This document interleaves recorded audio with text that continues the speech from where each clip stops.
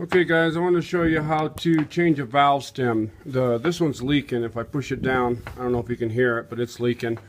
And they want like $25 or $30 to change this. I think plus the price of the valve stem. Anyway, Walmart's got these little tools right here, valve stem puller, and they're just a couple of bucks, or core puller. So I'm going to stick that on there, and I'm just going to loosen it up, and I'm going to take the air out of this. See if I can do it with one hand here while I'm videoing. A little tough, but I think it'll go. And try to catch that when it comes out. It might fly out on you, that little pull. There's the core. Now we're going to let the air out. I'm going to bust the bead on this side. I don't know if you can hear me. I'm going to bust the bead on this side. I'm going to push it back, and then I'll show you how to remove that valve stem. We'll stick another one in it. We're going to use this same tool to put one in it, because this back side here has the threads that go on it like a cap. And that's how you're going to pull the other one. So let's get this bead broke right here. We're just going to pound it in with a hammer or anything to pry with and just push it in. Okay, so I put a little soap around the edge, and I just use my tire iron and just pry it back like that. Keep working yourself around. It's not going to pop real easy. Just take your time, work around, pry until it pops.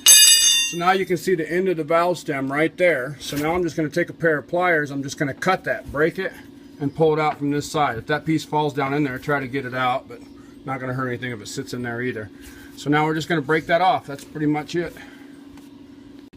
Okay, so all I did is I just grabbed this end of it with the pliers, bent it down, popped it, and then when I pushed that back, the other piece was just laying in there.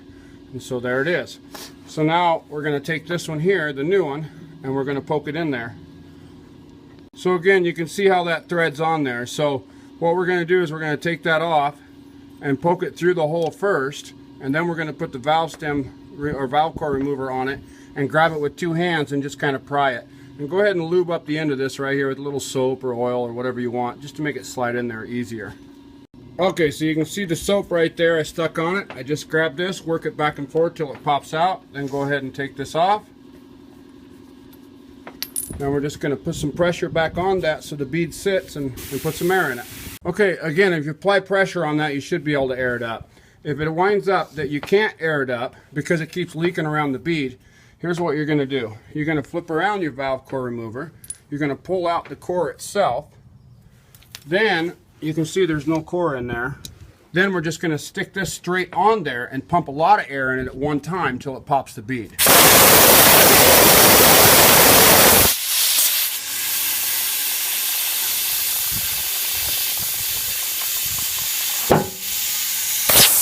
That's it. So now I'll go ahead and put the valve core back inside the tire, and then I'll put it at the proper amount of air pressure.